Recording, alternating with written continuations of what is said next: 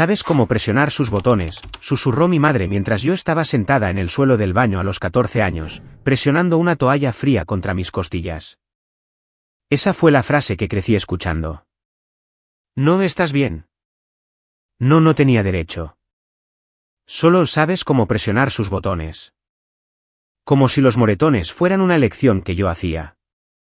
Durante 18 años, cada vez que mi padre me pegaba, mi madre esperaba hasta que él saliera de la habitación y decía alguna versión de esa frase. Y durante 18 años, le creí. Creí que yo era el problema. El día que me mudé, llamó y me dijo que estaba destruyendo a la familia. Le dije, tú lo viste destruirme durante 18 años y no dijiste nada. Ella colgó. 6 meses de silencio. Luego llamó de nuevo, llorando. Y dijo algo que nunca esperé escuchar de ella. No fue una disculpa. Fue más grande que eso. Y lo cambió todo. Antes de continuar, si esta historia resuena contigo, por favor, tómate un momento para dar me gusta y suscribirte, pero solo si realmente conectas con lo que estoy a punto de contarte. Deja un comentario y dime desde dónde estás viendo y qué hora es donde te encuentras. Mi nombre es Megan. Tengo 24 años. Soy enfermera en un pequeño hospital comunitario en Ohio. Ahora, déjenme llevarlos de vuelta al verano en que cumplí 14 años. El verano en que finalmente entendí que mi madre nunca me iba a proteger. Si pasaras en coche por nuestra casa en Maple Lane, pensarías que estabas viendo a la familia más estadounidense de la cuadra. Una casa colonial blanca con persianas negras, un césped tan parejo que parecía que Richard Moore lo cortaba con una regla, lo cual honestamente podría haber hecho. Siempre había una bandera en el porche, siempre una corona en la puerta que combinaba con la estación, y siempre una Ford F-250 en la entrada, lavada cada sábado por la mañana antes de que nadie más en la calle estuviera despierto. Mi padre era diácono en la Iglesia Bautista Grace. Era dueño de una pequeña empresa de construcción, unos 15 hombres, principalmente renovaciones comerciales y contratos municipales. Fue entrenador de la liga infantil durante 3 años, no porque amara el béisbol, sino porque los padres en las gradas eran las mismas personas que formaban parte de la junta de zonificación del pueblo. Todo lo que Richard Moore hacía tenía una audiencia, y cada audiencia tenía un propósito. Mi madre, Linda, era la mujer que siempre aparecía en las comidas compartidas con una cazuela caliente y un cardigan abotonado hasta el cuello, el pelo recogido, una sonrisa suave, la voz baja. Llamaba a cada hombre señor y a cada mujer cariño. Y si le hubieras pedido a cualquiera en el pueblo que la describiera, habrían dicho, esposa devota, buena mujer cristiana. Y luego estaba yo, la chica tranquila en el tercer banco cada domingo, sentada entre mis padres con las manos cruzadas en mi regazo, usando mangas largas en julio. Nadie preguntó por qué. Ni una sola vez. Ni los maestros de la escuela dominical, ni los vecinos, ni las mujeres que le decían a mi madre qué familia tan hermosa tenía. Nadie miró más allá de la bandera en el porche o el césped cortado o el apretón de manos de mi padre. Lo suficientemente firme como para que los hombres lo respetaran. Lo suficientemente suave como para engañar a todos los demás. Si hubieras pasado en coche por nuestra casa, te habrías equivocado sobre nosotros. Todos se equivocaban. La primera vez que lo recuerdo claramente tenía 10 años. Había olvidado lavar los platos después de la cena. No me negué, lo olvidé. Estaba haciendo la tarea en la mesa de la cocina y los platos todavía estaban en el fregadero cuando mi padre regresó del garaje. No gritó. Eso es lo que la gente nunca entiende. Richard Moore no levantaba la voz. Retiró su silla de la mesa lentamente, puso ambas manos planas sobre la madera y dijo en ese tono bajo y uniforme que todavía hace que mi columna se bloquee, ven aquí. La puerta del dormitorio se cerró. ¿Qué pasó detrás de ella? No lo voy a describir. Solo les diré que a la mañana siguiente conté 3 moretones debajo de mis costillas en el lado izquierdo y aprendí a lavar los platos antes de sentarme a hacer cualquier otra cosa. Lo que más recuerdo no es el dolor. Es lo que vino después. Mi madre entró en mi habitación unos 20 minutos más tarde, después de que su camioneta saliera de la entrada. Se sentó en el borde de mi cama. No miró los moretones. Me miró a la cara y susurró, sabes que a papá no le gustan los platos sucios. ¿Por qué sigues provocándolo? Como si yo hubiera presionado un botón, como si lo que me pasó fuera una consecuencia natural de mi propio descuido. Tenía 10 años. Mi hermano, Ethan, tenía 4 años en ese momento. Estaba en la sala viendo dibujos animados mientras sucedía. Mi padre nunca lo tocó. Ni una sola vez en ese entonces. Ethan era el hijo, el que llevaba el nombre, al que mi padre llamaba amigo y llevaba a las obras los sábados. Solía pensar que la diferencia entre nosotros era simple. Ethan era bueno y yo era el problema. Me tomó 14 años más entender que eso no era cierto. Para cuando tenía 14 años, había estado en la sala de emergencias 3 veces. Cada visita tenía el mismo guión. Mi madre conducía. Mi padre venía. Tranquilo, preocupado.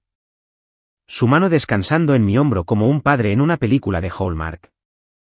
Es tan torpe, le dijo Linda a la enfermera de admisión, siempre corriendo, nunca mirando por dónde va. Y se reía, esa risa suave y practicada. Y la enfermera le devolvía la sonrisa ¿por qué no lo haría? El hombre que estaba a nuestro lado era un diácono de la iglesia. Entrenaba en la liga infantil. Olía a Old Spice y a serrín fresco. Sin embargo, en la tercera visita, recuerdo que la doctora hizo una pausa. Miró mi brazo, luego mi historial, luego a mí. Pude sentir su pregunta antes de que la hiciera. ¿Alguien te está haciendo daño? La mano de mi padre se apretó en mi hombro. No lo suficientemente fuerte para que la doctora lo viera. Solo lo suficientemente fuerte para que yo lo sintiera. Se cayó por las escaleras de nuevo, dijo él, y sonrió. Le sigo diciendo, no corras con calcetines. La doctora escribió algo en el historial. Años después descubrí lo que decía. Lesiones recurrentes inconsistentes con el mecanismo declarado. Se recomienda seguimiento de los servicios de protección infantil. Pero los servicios de protección infantil nunca llegaron. En un pueblo donde Richard Moore había estrechado la mano de todos, desde el jefe de bomberos hasta el secretario del condado, una nota en un historial era solo una nota en un historial. No lo sabía entonces, pero ese historial, esas 5 visitas, cada una documentada con fechas, descripciones y las observaciones de un médico, estaba en un sistema de registros médicos, esperando, no a un abogado, no a una sala de tribunal. Solo al día en que yo tuviera la edad y la información suficientes para solicitarlo. Ese día aún estaba a 10 años de distancia, pero el rastro de papel ya había comenzado. A los 16 años, conseguí un trabajo a tiempo parcial en la farmacia de la calle Grant. No le pedí permiso a mi padre. Le pedí a mi consejero escolar que firmara el permiso de trabajo, le dije que era para ahorrar para la universidad y comencé a embolsar recetas 3 tardes a la semana por $9.25 la hora. Mi padre se enteró en una semana. No le gustó, no porque le importara mi horario, sino porque una chica con su propio sueldo es una chica con opciones. Y Richard Moore no crió a sus hijos para que tuvieran opciones que él no controlara. Ninguna hija mía necesita trabajar, dijo en la cena. Su voz era agradable. Sus ojos no lo eran. La gente pensará que no puedo mantener a mi familia. Mantuve el trabajo. Guardé cada dólar en una caja de zapatos debajo de mi cama, escondida detrás de una pila de libros de texto viejos. Al cabo de 6 meses, tenía $412, suficiente para el depósito de seguridad del apartamento más pequeño del condado, si alguna vez lo necesitaba. Mi madre vio la caja de zapatos una vez. Llegué a casa y la encontré de pie en mi habitación, mirándola sobre mi escritorio como si fuera una granada. No dijo nada. Solo me miró con una expresión que no pude descifrar. Parte miedo, parte otra cosa, envidia tal vez, o reconocimiento. Como si estuviera viendo una versión de sí misma que había tomado una decisión diferente a los 22 años. Luego mi padre la encontró. Tomó cada dólar, lo contó en la mesa de la cocina frente a mí, dobló los billetes en su billetera y dijo, el dinero ganado bajo mi techo pertenece a este hogar. No lloré esa noche. Me quedé en la cama mirando el techo, y comencé a esconder dinero en efectivo dentro de una caja de tampones en el gabinete del baño, y comencé a contar los días. A los 17 años, había ahorrado lo suficiente para un depósito y el primer mes de alquiler de un estudio en el pueblo de al lado. Me habían aceptado en el programa de enfermería en el colegio comunitario. Solicité sin decírselo a nadie, usé la computadora de la biblioteca de la escuela e hice que enviaran la carta de aceptación a un apartado postal que había alquilado por $11 al mes. Pero el correo es algo frágil en una casa donde una persona controla todo. El día que llegó la segunda copia de mi resumen de ayuda financiera, la que accidentalmente había hecho enviar a la casa, mi padre fue quien abrió el buzón. Llevó el sobre a la cena, lo dejó junto al salero. No lo mencionó hasta que todos estuvimos sentados, tenedores en mano, el vapor subiendo del puré de papas que mi madre había pasado una hora haciendo. ¿Qué es esto?, preguntó. Su voz era conversacional, casi curiosa. Miré el sobre. Mi estómago se hundió. Es mío, dije. Lo abrió lentamente, lo leyó, luego me miró, no enojado, todavía no, y dijo, ¿crees que te vas a ir? No era una pregunta. Nadie en esta familia toma una decisión sin pasar por mí. Rompió la carta lentamente. Un corte limpio por la mitad, luego otro. 4 pedazos colocados ordenadamente junto a su plato como un cubierto. Mi madre cortó su carne. Ethan, de 11 años, pequeño para su edad, miraba su plato. Nadie habló. Después de la cena, fui a mi habitación y llamé a la oficina de admisiones desde debajo de mi manta. Necesito una copia de reemplazo, susurré. La original se dañó. La mujer del otro lado hizo una pausa, luego, suavemente, enviaremos una nueva a la dirección que desees, cariño. Le di el número del apartado postal. Me fui el día que cumplí 18 años. Mi padre estaba en una obra. Había revisado su horario la noche anterior. Una renovación comercial a 40 minutos de distancia. No volvería hasta las 6. Mi madre estaba en la cocina. Tenía 2 maletas, una mochila y el Honda de mi amiga Rachel esperando en la acera con el motor en marcha. Bajé la primera maleta por las escaleras y mi madre no se dio la vuelta. Estaba de pie en el mostrador, de espaldas a mí, lavando un plato que ya estaba limpio. Si te vas, dijo, ¿quién me va a ayudar con la cena? En realidad no se trataba de la cena. Lo sé ahora. Era la única forma en que Linda Moore sabía decir, por favor, no te vayas, sin admitir por qué necesitaba que me quedara. Si yo estaba en la casa, era el pararrayos. Si me iba, el rayo tendría que caer en otro lugar. Dejé la maleta junto a la puerta y caminé hacia la habitación de Ethan. Estaba sentado en su cama, con 12 años, tratando de no llorar. Me arrodillé frente a él y tomé sus 2 manos. Voy a volver por ti, le dije. ¿Te lo prometo? Él asintió. No me pidió que me quedara. Incluso a los 12 años, entendía que quedarse significaba algo peor que extrañarme. Lo abracé, recogí mis maletas y caminé hacia la puerta principal. Mi madre nunca se dio la vuelta. Pero cuando llegué al coche de Rachel y miré hacia atrás a la casa solo una vez, la vi de pie detrás de la cortina de la sala. Una mano presionada contra el cristal, observando. Por un segundo, la cortina permaneció abierta. Luego cayó. Esa fue la última vez que vi a mi madre en 6 meses. 3 semanas después de irme, estaba sentada en el suelo de mi estudio, con el colchón en el suelo, una lámpara de Goodwill, cortinas que había comprado en la sección de liquidación de IKEA por $7. Y por primera vez en mi vida, noté algo. Silencio. No el tipo de silencio que precede a un portazo. El tipo que simplemente existe, pacífico, ordinario. Entonces sonó mi teléfono. El nombre de mi madre en la pantalla. Casi no contesto. Pero una parte de mí, la parte que había pasado 18 años esperando que me eligiera, contestó. No preguntó cómo estaba, no preguntó por el apartamento, el trabajo, el programa. Fue directa al grano. Tu padre no está comiendo. No está durmiendo. La casa se siente extraña sin ti. Una pausa, luego. Estás destruyendo a esta familia, Megan. ¿Sabes lo que la gente en la iglesia está diciendo? Me senté allí, con el teléfono pegado a la oreja, y sentí que algo cambiaba. No Ira, exactamente. Algo más silencioso. Claridad. Tú lo viste destruirme durante 18 años y no dijiste nada, dije.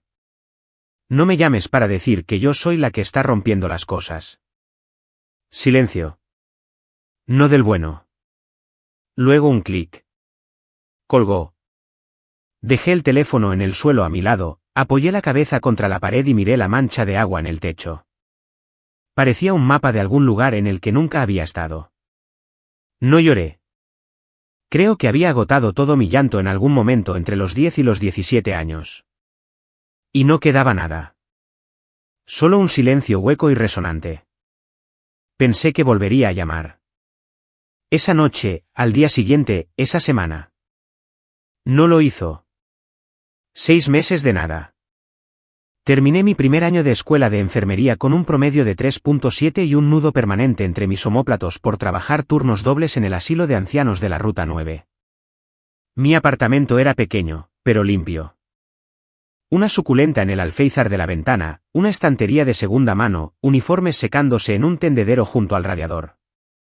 No era mucho, pero cada objeto en esa habitación era algo que yo había elegido, y eso lo hacía más mío que cualquier dormitorio que hubiera tenido en Maplery y Lane. Traté de llamar a Ethan 3 veces. Cada vez, se fue al buzón de voz. La cuarta vez, llegó un mensaje de texto desde el número de mi padre. Deja de llamar a este teléfono. Richard le había quitado el celular a Ethan. Por supuesto que sí. No puedes controlar a un chico si su hermana sigue recordándole que hay un mundo fuera de la casa. Por la noche, sola, me acostaba en la cama y pensaba, ¿estará bien?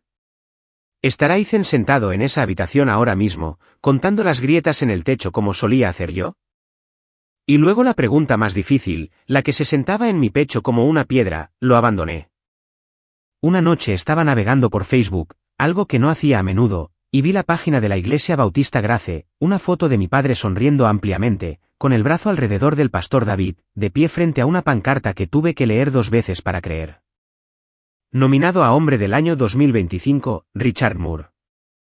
Debajo de la foto, un comentario de la cuenta de Linda. Tan orgullosa de este hombre y de esta familia. Dios es bueno. La familia en esa foto era de 3 personas. Me habían recortado. Me quedé mirando la pantalla durante mucho tiempo. Luego cerré la aplicación, apagué la luz y me acosté en la oscuridad, escuchando el silencio que antes se sentía seguro. Ese silencio se sentía diferente ahora. Y luego, a las 11 de la noche, a mediados de octubre, mi teléfono sonó de nuevo. Al principio casi no reconocí su voz. No porque hubiera cambiado, sino porque nunca había oído llorar a mi madre. No así. No de forma cruda, descontrolada. El tipo de sonido que sale cuando has guardado algo dentro durante tanto tiempo que rompe el recipiente. Megan. Su voz se quebró en la segunda sílaba. Megan, por favor no cuelgues. No hablé. Solo sostuve el teléfono. Empezó a pegarle a Ethan. La habitación se inclinó. Puse mi mano plana sobre el colchón para estabilizarme, como si el suelo realmente pudiera moverse. ¿Cuándo?, pregunté. Después de que te fuiste. Lentamente al principio, empujones, agarrones. Ethan le contestó sobre ir al baile de graduación con sus amigos.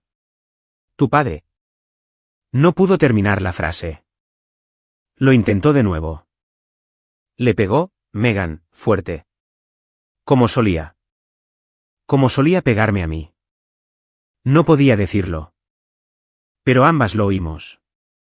Y entonces dijo la cosa, la frase que había repetido 1000 veces desde entonces. La que nunca en mi vida esperé escuchar de Linda Moore. Lo grabé en mi teléfono viejo. Tengo el audio. Su voz. Lo que dijo. Todo. Megan, me equivoqué en todo. En todo. Lo siento mucho. Me senté en el borde de mi colchón en la oscuridad y sentí que algo se abría dentro de mí que pensé que se había cerrado hace años. No perdón. Todavía no había llegado a eso. No alivio. Algo más complicado. Como ver a alguien a quien había renunciado dar un solo paso en la dirección correcta y no saber si sentir esperanza o dolor por los 18 años de pasos que nunca llegaron. Envíame el archivo, le dije. Esta noche. Y no lo borres. Lo envió a las 11:47 de la noche. 4 minutos y 22 segundos de duración. Actué rápido. A la mañana siguiente, llamé a una oficina de asistencia legal a 2 condados de distancia, lo suficientemente lejos como para que nadie conociera el nombre de los Moore, y expliqué mi situación. La abogada, una mujer llamada Janet, escuchó sin interrumpir, luego dijo, tienes opciones, pero tu padre tiene una ventaja en la narrativa. Y en los pueblos pequeños, la narrativa lo es todo. Tenía razón. Porque mientras yo hacía llamadas telefónicas e investigaba órdenes de restricción, Richard hacía lo que Richard hace mejor, manejar la historia. En una semana, la versión de los hechos que circulaba por la Iglesia Bautista Grace era esta: Megan Moore, problemática desde la adolescencia, posiblemente consumiendo sustancias, mentalmente inestable. Tratando de destrozar a una familia temerosa de Dios por razones que nadie podía explicar del todo. Richard le había dicho al pastor David en privado, con la voz cargada de preocupación paternal, que lo había intentado todo, que rezaba por mí todas las noches, que temía que estuviera yendo por un camino peligroso. El pastor David me llamó para ver cómo estaba. Su tono era cuidadoso, pastoral, pero podía oír la forma de las palabras de mi padre debajo de sus preguntas. Tu padre dice que has estado pasando por un momento difícil, Megan. ¿Hay algo que la iglesia pueda hacer? Se extendió más allá de la iglesia. Una compañera de trabajo en el hospital, una mujer que apenas conocía, me detuvo en la sala de descanso. Oye, he oído que estás lidiando con algunos problemas familiares. ¿Estás bien? Alguien mencionó. Se interrumpió, avergonzada. En un pueblo de 14.000 personas, la reputación se mueve más rápido que la verdad. Y mi padre había pasado 3 décadas construyendo la suya, ladrillo a ladrillo cuidadoso. ¿Quién iba a creerle a una enfermera de 24 años por encima de un diácono que había puesto los cimientos del nuevo salón de confraternidad de la iglesia con su propio equipo y a precio de costo? Nadie. Todavía no. La cosa con Richard Moore es que no solo controla a las personas. Controla sus salidas. Y la salida de Ethan tenía un precio, $38.000. Esa era la cuenta de ahorros que mis padres habían acumulado desde que Ethan nació. Fondo para la universidad, cada cheque de cumpleaños de la abuela Dot, cada bono de reembolso de impuestos, todo en una cuenta de ahorros en el First National a nombre de Richard. Legalmente, ese dinero era suyo para hacer lo que quisiera con él, y él lo sabía. Ethan me llamó desde el teléfono de un amigo una noche, con la voz apenas por encima de un susurro. Lo habían aceptado en un programa de ingeniería. Buena escuela, matrícula razonable, a 2 horas de casa, una verdadera salida. Me sentó en la mesa de la cocina, dijo Ethan. No gritó. ¿Estaba tranquilo? Dijo, ¿quieres este dinero? Haces lo que yo digo. Sin contacto con tu hermana. No le dices a nadie lo que pasa en esta casa. Y vienes a la ceremonia del hombre del año. Llevas el traje que te compré. Y sonríes. Cerré los ojos. Meg, necesito ese dinero. No puedo pagarlo sin él. No sé qué hacer. Ahí estaba, la correa. La misma que Richard había usado conmigo, solo que con un número más grande adjunto. No era un padre ahorrando para el futuro de su hijo. Era un hombre que entendía que la prisión más barata es la que construyes con la esperanza de otra persona. No hagas nada todavía, le dije a Ethan. No aceptes. No te niegues. Solo espera. Después de colgar, me senté en la mesa de mi cocina con un bloc de notas legal y escribí 3 cosas. 1. Registros de la sala de emergencias, mi derecho a solicitarlos. 2. La grabación de audio de Linda, Ohio, consentimiento de una sola parte. 3. Necesitaba un escenario, y Richard acababa de construirme uno. 2 días después, sonó mi teléfono. No mi madre esta vez, mi padre. Su voz era cálida, relajada, la voz que usaba en las barbacoas de la iglesia y en las reuniones del consejo municipal. La que estaba diseñada para hacerte olvidar que era capaz de cualquier otra cosa. Megan, cariño. No me había llamado así en años. Sé que hemos tenido nuestras diferencias, pero quiero dejar eso atrás. La iglesia está organizando una cena del hombre del año el próximo sábado. Toda la congregación estará allí. 200 personas, tal vez más. Quiero a nuestra familia en ese escenario juntos. Los 4. Mostrarle a todos que los muros son sólidos. Sostuve el teléfono y no dije nada. El pastor David piensa que sería muy significativo, continuó. La hija pródiga vuelve a casa. A la gente le encanta esa historia. Entendí exactamente qué era esto. No una rama de olivo, una dirección escénica. Richard necesitaba la imagen de su familia intacta. Su hija regresada, sonriendo, de pie a su lado. Porque los rumores que había plantado sobre mí solo funcionaban si me mantenía alejada. Si volvía voluntariamente, eso probaba que todo estaba en mi cabeza. Eso probaba que él era el buen padre. Caso cerrado. Si decía que no, le diría a todo el pueblo, ven, está demasiado perdida. Ni siquiera su propio padre puede alcanzarla. Si decía que sí, volvería a entrar en su marco y desaparecería dentro de él. De cualquier manera, él ganaba. A menos que yo viniera con un guión diferente. Estaré allí, papá, le dije. Exhaló, aliviado. Victorioso, incluso. Esa es mi chica. Colgué y me quedé mirando la pared. Mis manos no temblaban. Por primera vez en mi vida, no temblaban antes de una conversación con mi padre. Me había invitado a su escenario. No sabía que yo traía el mío. El plan era simple, pero dependía de personas que habían pasado toda su vida siendo cualquier cosa menos valientes. Llamé a mi madre la noche siguiente, le conté lo que iba a hacer. Traer los registros médicos, reproducir el audio y dejar que la verdad se presentara frente a las mismas 200 personas para las que mi padre había actuado durante 30 años. Te necesito allí, le dije. No te pido que hables.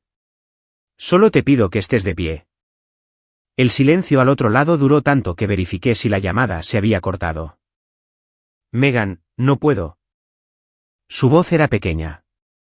La misma voz que usaba en la mesa de la cena cuando mi padre preguntaba por qué el asado estaba seco o la ropa no estaba doblada o la casa no estaba lo suficientemente silenciosa. La voz de una mujer que había sido entrenada año tras año para hacerse lo más pequeña posible. No sabes lo que hará. Todos en esa iglesia confían en él. Me mirarán como si yo fuera. Como si fueras qué, mamá. Como si yo lo hubiera permitido. Dejé que eso quedara en el aire porque lo hizo, y ella lo sabía. Y ese conocimiento iba a paralizarla o a impulsarla hacia adelante. Y yo no podía tomar esa decisión por ella.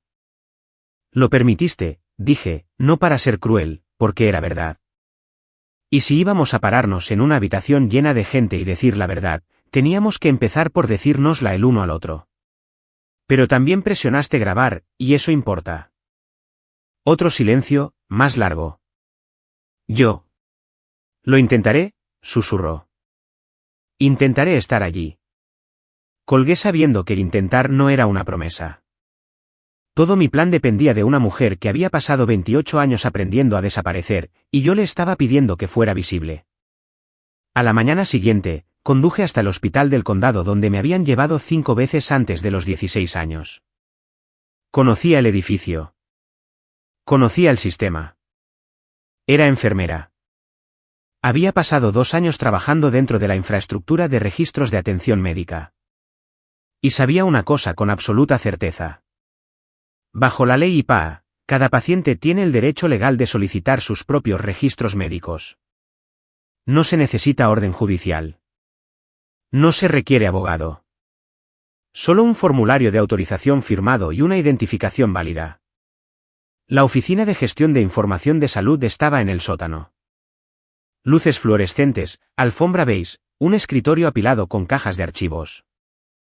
La mujer detrás de él tenía unos 60 años, gafas de lectura en una cadena, una placa con el nombre que decía, Barb. Necesito copias de mis registros, dije. Visitas al departamento de emergencias. Todas. Miró mi identificación, escribió mi nombre y se detuvo. Luego se quitó las gafas y me miró. Realmente me miró, de la manera en que nadie en este pueblo me había mirado cuando tenía 10 o 12 o 14 años. Recuerdo tu nombre, dijo en voz baja. 5 visitas a urgencias antes de que cumplieras 16. Siempre me pregunté qué te pasó. No respondí a eso. No era necesario. El procesamiento estándar es de 7 a 10 días hábiles, dijo. La cena de la que hablas, la de la Iglesia Bautista Grace. No le había hablado de la cena. Sacudió la cabeza ligeramente. Pueblo pequeño, cariño. Todo el mundo sabe sobre esa cena. Volvió a su computadora. Tendré esto listo para el jueves. El jueves era 2 días antes de la ceremonia. Salí con un recibo y un cronograma.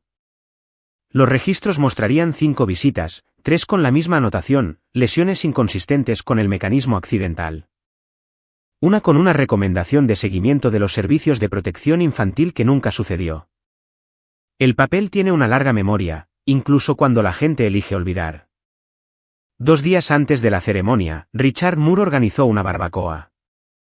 Me enteré por Ethan, quien susurró en el teléfono de su amigo desde el patio trasero mientras mi padre estaba en la parrilla, presidiendo. Una docena de hombres de la iglesia, ancianos, diáconos, presidentes de comités, comiendo cerdo desmenuzado y riéndose de los chistes de Richard en el mismo patio trasero donde 6 semanas antes había agarrado a Ethan por el cuello lo suficientemente fuerte como para rasgar la costura. Le está diciendo a todo el mundo que vas a volver a casa, susurró Ethan. No para de decir, mi hija finalmente vuelve. Gracias al Señor. Todos lo están felicitando. Esa noche, abrí Facebook. La página de la Iglesia Bautista Grace tenía una nueva publicación. Una foto familiar de hace 8 años. Yo a los 16, Ethan a los 10, Linda en el medio, el brazo de Richard alrededor de todos nosotros, todos sonriendo. El pie de foto decía, la familia lo es todo, en las buenas y en las malas. Dios es bueno.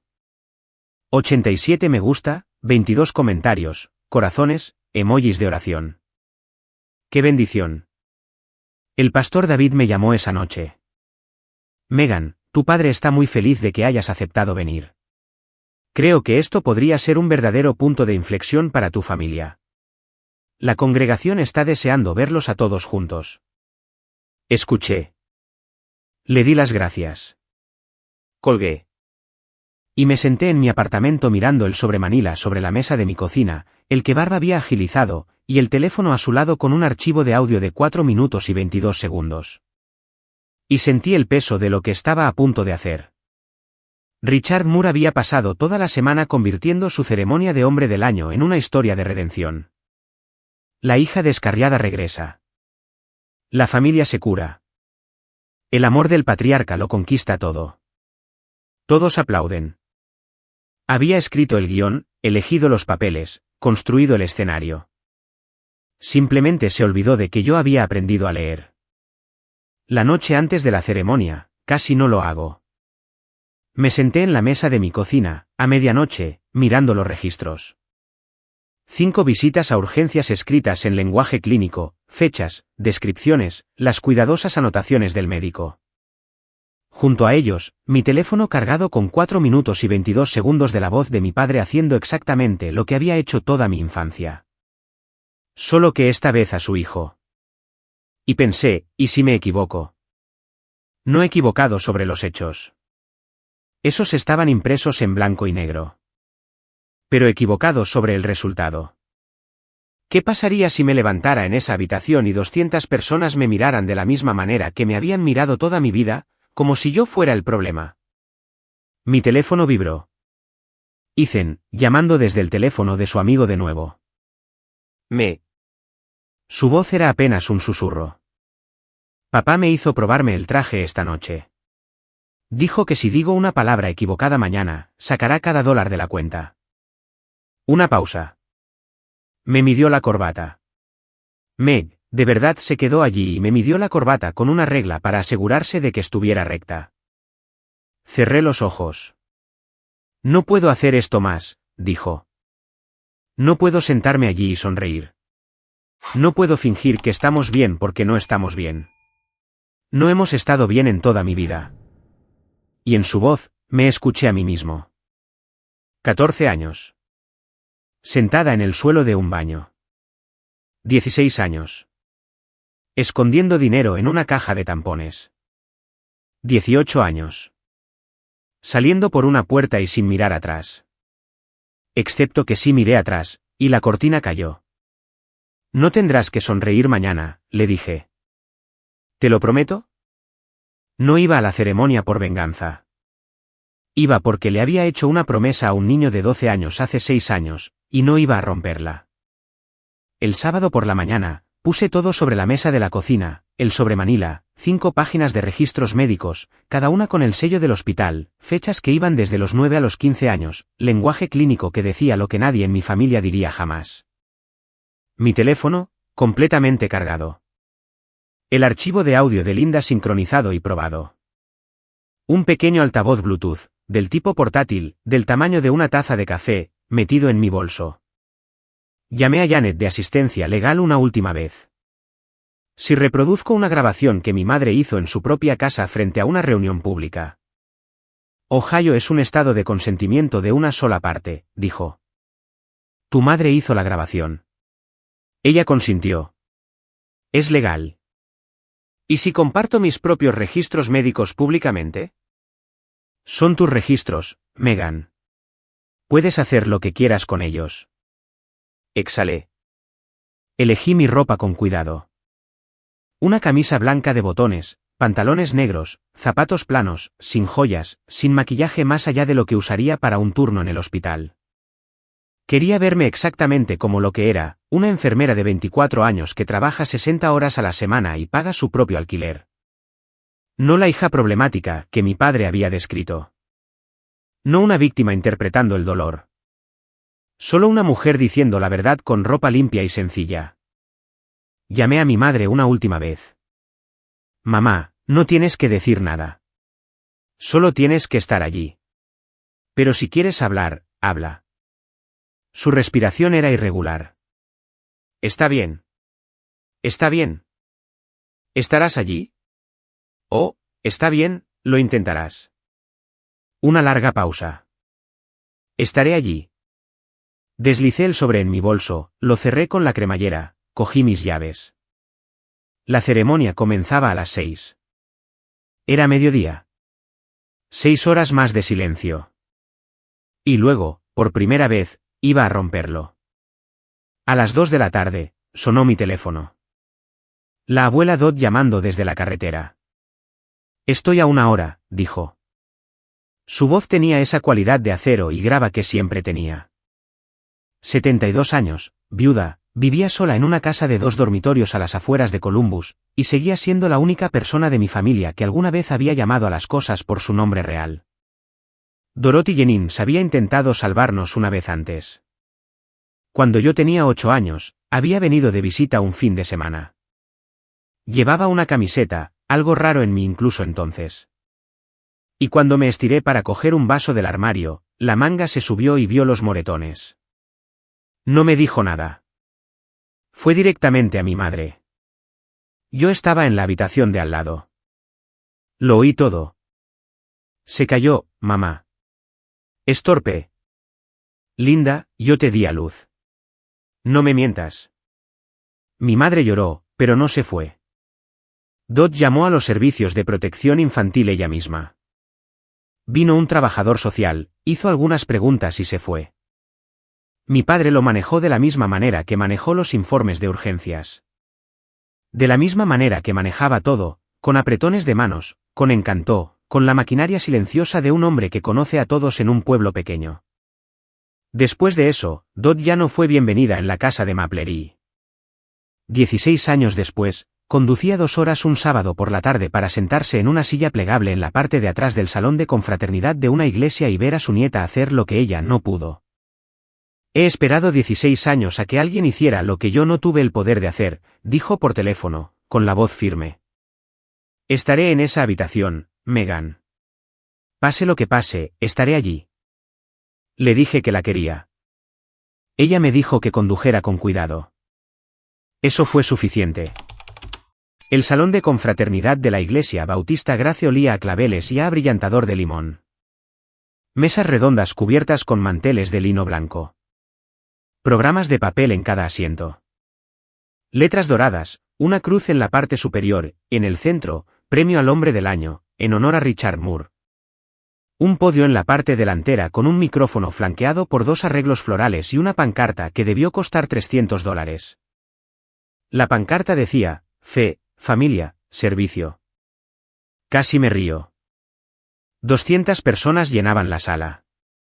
Ancianos de la iglesia, sus esposas, familias de la congregación, socios comerciales, algunos funcionarios locales, el tipo de multitud que dirige un pueblo pequeño, no por ley, sino por apretón de manos.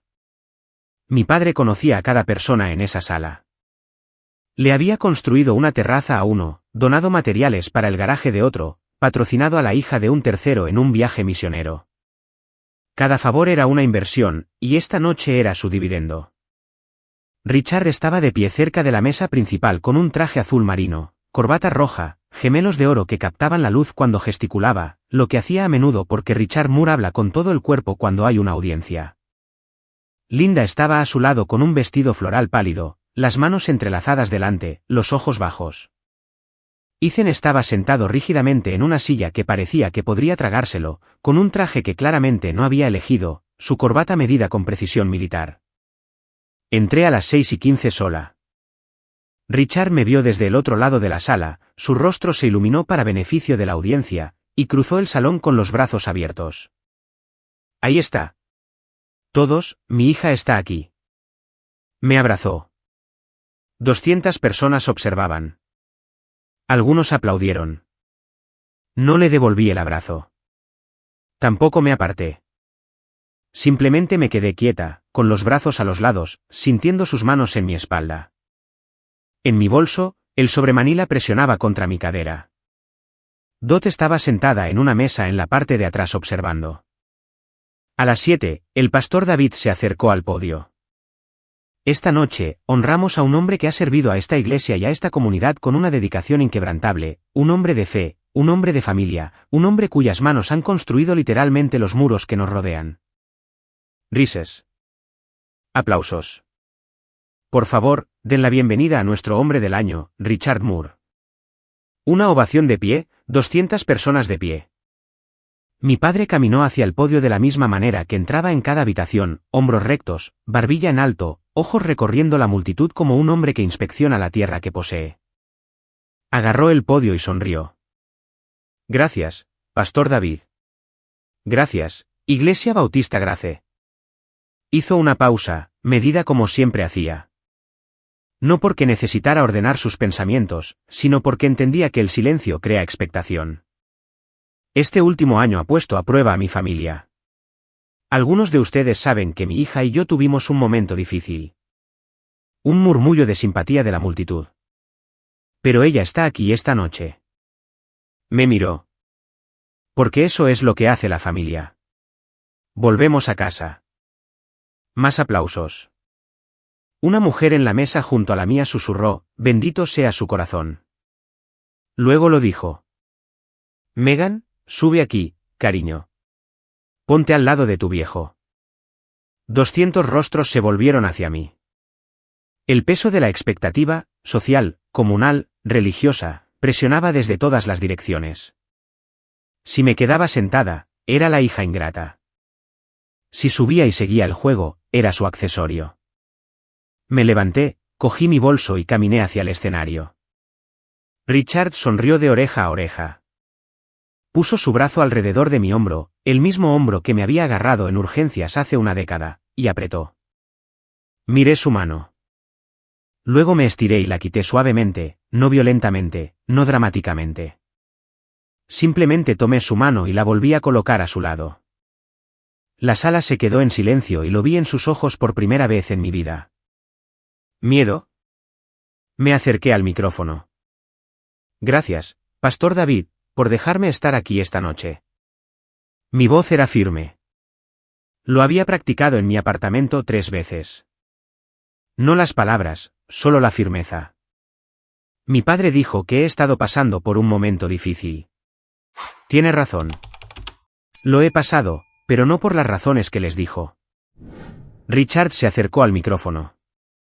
Megan, es suficiente. Me hice a un lado, fuera de su alcance, y continué. Fui ingresada en la sala de emergencias del condado 5 veces antes de cumplir 16 años. Cada vez mis padres les decían a los médicos que me había caído. Cada vez el personal médico documentaba algo diferente. Abrí la cremallera de mi bolso y saqué el sobre Manila, lo puse en el podio, abierto, con el sello del hospital visible.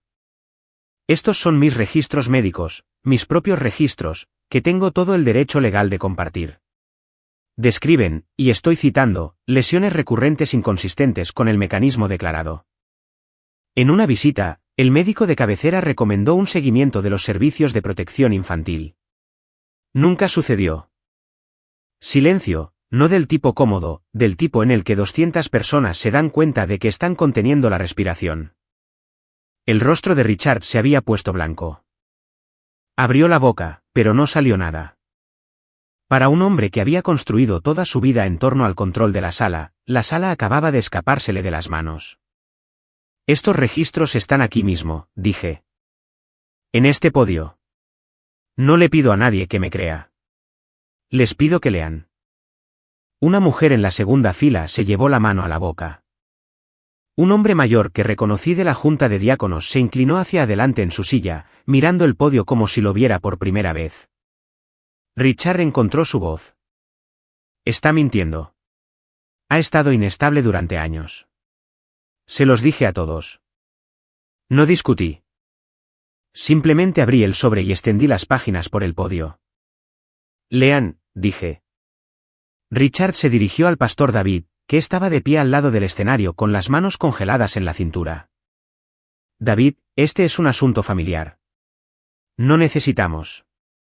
Hay una cosa más, dije. Saqué mi teléfono de mi bolso y puse el altavoz Bluetooth en el podio. Mis manos estaban tranquilas. Había comprobado el volumen 2 veces en el estacionamiento. Presioné reproducir. El sonido que llenó el salón de confraternidad era inconfundible. La voz de mi padre, no el barítono cálido y medido que encantaba a 200 miembros de la iglesia, sino la real, la que vivía a puerta cerrada. Baja, fría, absoluta. Me contestas una vez más. Un sonido agudo, algo golpeando algo. Luego Ethan, mi hermano, de 18 años, gritando.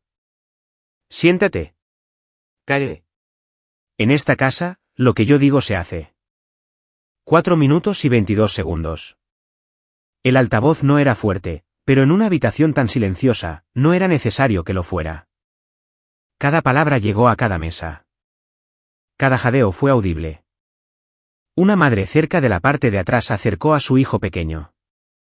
Uno de los diáconos, un hombre que había estado en la barbacoa 2 días antes riéndose de los chistes de Richard, se levantó y se fue sin decir una palabra.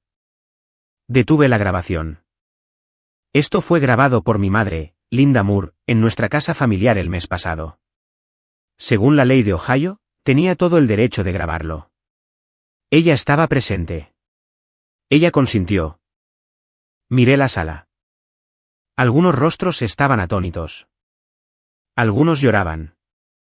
Unos pocos parecían enojados. Conmigo, tal vez, o con ellos mismos por no verlo.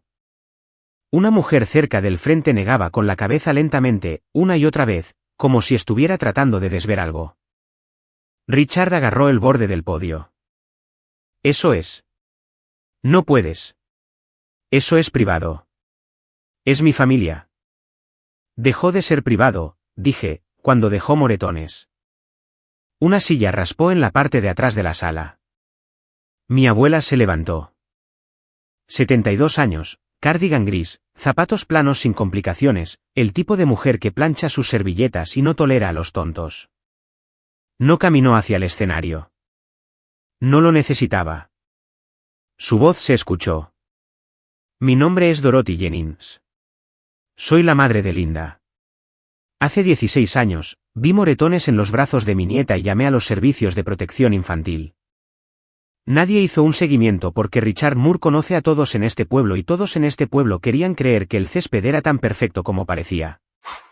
Hizo una pausa, miró alrededor de la sala lentamente, deliberadamente, haciendo contacto visual con personas que conocía desde hacía décadas. Todos ustedes le estrecharon la mano cada domingo. No los culpo, pero ahora lo saben. Se sentó. Y luego Ethan se levantó. Mi hermano, de 18 años, delgado, todavía con el traje que Richard le había elegido y la corbata que Richard le había medido, se levantó de su silla con las manos temblando a los lados. La sala se volvió hacia él. Soy Ethan, dijo. Su voz temblaba, pero no se detuvo. Tengo 18 años y mi papá me pega. Mi hermana está diciendo la verdad. No dio más detalles. No era necesario. Se sentó de nuevo y vi sus manos agarrando sus rodillas debajo de la mesa, con los nudillos blancos, conteniéndose. Luego Linda se levantó. Mi madre, que había pasado 28 años sentada, de pie, caminando, respirando dentro del perímetro de lo que Richard Moore permitía, se levantó en la tercera fila de un salón de confraternidad de una iglesia frente a 200 personas y dijo 6 palabras. Estuve en silencio demasiado tiempo. Ella tiene razón. Luego se llevó las manos a la cara y lloró. 3 personas, 3 generaciones y una sala llena de testigos que nunca podrían desoír lo que acababan de oír. El pastor David se adelantó. Se quedó de pie al lado del escenario durante un largo momento, con la mano en el respaldo de una silla, mirando al suelo. Cuando levantó la vista, su rostro mostraba algo que no había esperado.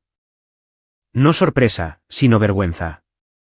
La vergüenza silenciosa y específica de un hombre que se da cuenta de que ha estado a 3 pies de la verdad y mirando hacia otro lado. Richard, dijo.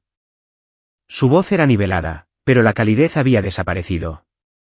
Necesito hablar con la junta de diáconos ahora mismo. Richard lo intentó una vez más. Alcanzó el brazo de David, bajó la voz a ese murmullo íntimo y razonable que había perfeccionado, el que había disipado cada pregunta incómoda durante 30 años. David, escúchame. Esto es un malentendido. Mi familia está pasando por un momento difícil. El pastor David retiró su brazo. Richard. Ahora no. La sala cambió. No de una vez. No un momento al estilo de una película en el que todos se levantan y aplauden.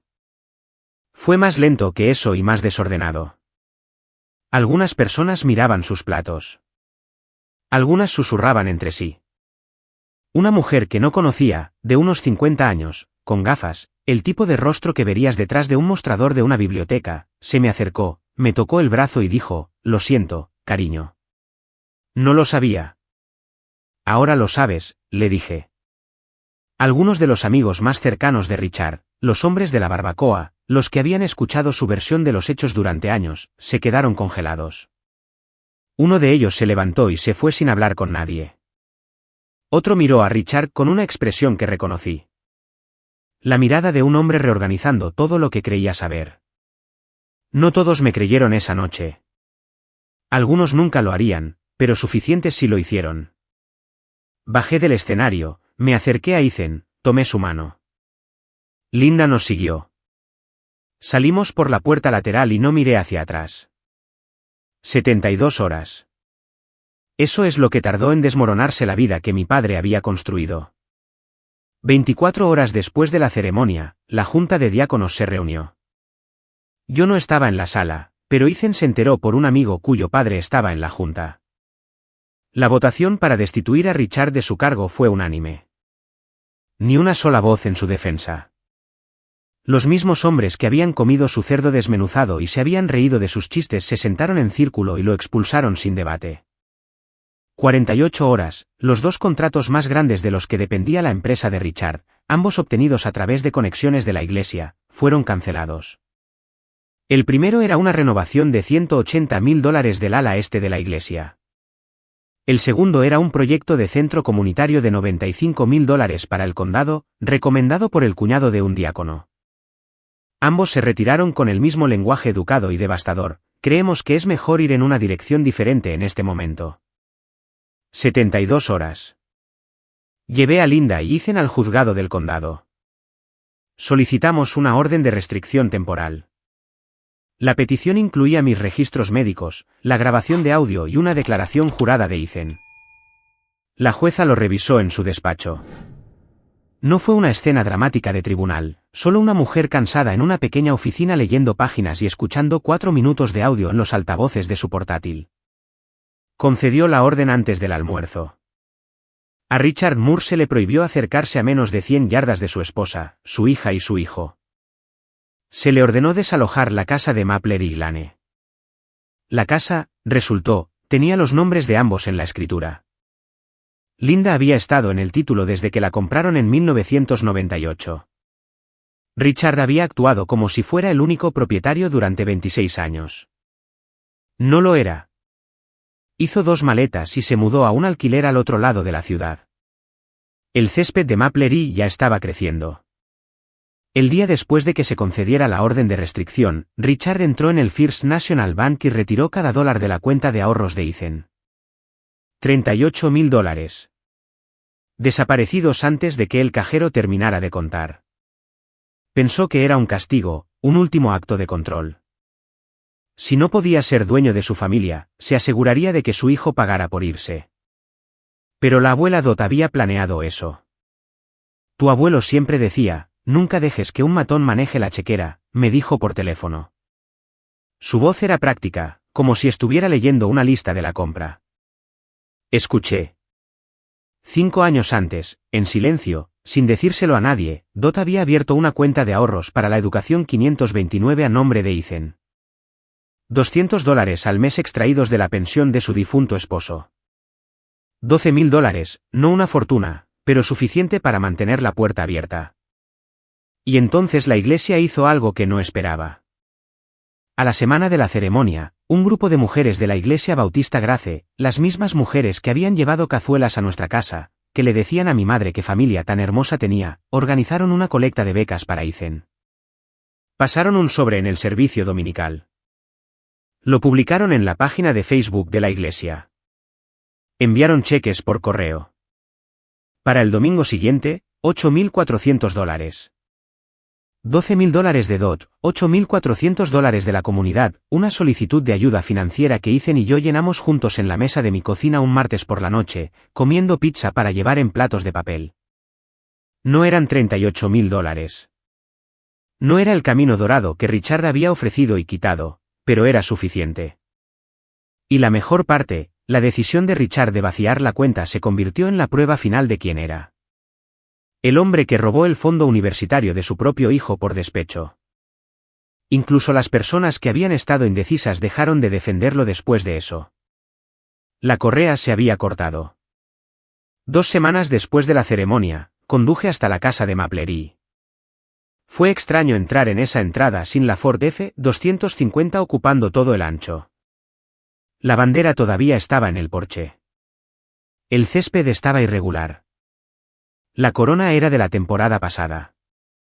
Linda estaba en la cocina, no cocinando, solo sentada en la mesa, mirando por la ventana hacia el patio trasero donde la parrilla de la barbacoa todavía estaba, sin cubrir, oxidándose en las patas. La casa estaba más silenciosa de lo que nunca la había oído. Y por primera vez, el silencio no era una señal de advertencia. No levantó la vista cuando entré, pero habló. ¿Me perdonas? Saqué la silla de enfrente, me senté, miré a mi madre, la miré de verdad, y vi a una mujer que todavía estaba aprendiendo a ver. No la villana, no la heroína, solo una persona que había tenido miedo durante tanto tiempo que el miedo se convirtió en su personalidad, y el silencio se convirtió en su idioma. Y para cuando encontró su voz, su hija ya había crecido sin una. No lo sé, dije, y no necesito saberlo ahora mismo. Su rostro se descompuso. Pero te levantaste, dije. En esa habitación, frente a todos, te levantaste. Y ese es el primer paso. No la abracé. Quería hacerlo. Una parte de mí, la parte de 10 años, la parte que había esperado en un dormitorio oscuro a que volviera y dijera no fue tu culpa, quería hacerlo. Pero ya no era esa niña. Y fingir que lo era habría sido un tipo diferente de mentira. Así que, simplemente me senté allí a su lado en la cocina que antes se sentía como una trampa y ahora solo se sentía como una cocina. No dijimos mucho. Eso fue suficiente. Un año después, la casa de Maple Deer Lane se veía diferente. No renovada. Linda no tenía dinero para eso. Pero la corona era nueva. El césped estaba cortado un poco irregularmente por Ethan cuando estaba en casa los fines de semana. Y el refrigerador, el mismo que more blanco que había guardado la cerveza de mi padre y las sobras de mi madre durante 20 años, ahora tenía una foto de Ethan en él, sonriendo con una sudadera de la universidad, de pie junto a una chica que aún no conocía. Mi foto también estaba allí. Un selfie que le había enviado a Linda. Yo con mi uniforme después de un turno de 12 horas, cansada pero sonriendo. Lo había impreso en el CVS y lo había pegado junto al de Ethan con un imán de margarita. Era la primera vez que una foto mía estaba en ese refrigerador. Tenía 25 años. A Ethan le iba bien. No en Harvard, no el gran plan que Richard había convertido en un arma. Un sólido colegio comunitario cerca de la casa de Dodd, en la carrera de ingeniería, un trabajo a tiempo parcial en una ferretería que le daba un descuento de empleado en herramientas que realmente quería. Me llamaba todos los jueves. Hablábamos sobre todo de nada. Era la mejor parte de mi semana. Linda estaba en terapia. Había obtenido su licencia de conducir, la primera, a los 50 años. El día que aprobó el examen, me envió una foto de ella sosteniendo la tarjeta, y su sonrisa era la expresión más genuina que jamás había visto en su rostro. Nos reuníamos cada 2 semanas para tomar un café. Algunas visitas eran buenas, algunas eran tranquilas, algunas eran difíciles, pero existían, y eso era más de lo que había tenido en 18 años. Richard vivía solo en un alquiler de un dormitorio al otro lado de la ciudad. Había perdido el puesto de diácono, los contratos, la casa y la historia que se había contado a sí mismo sobre quién era. Algunas personas todavía le creían, pero cada mes menos. Nunca se disculpó. Dejé de esperar a que lo hiciera. No les cuento esta historia para enseñarles algo. No soy terapeuta. No soy un coach de vida.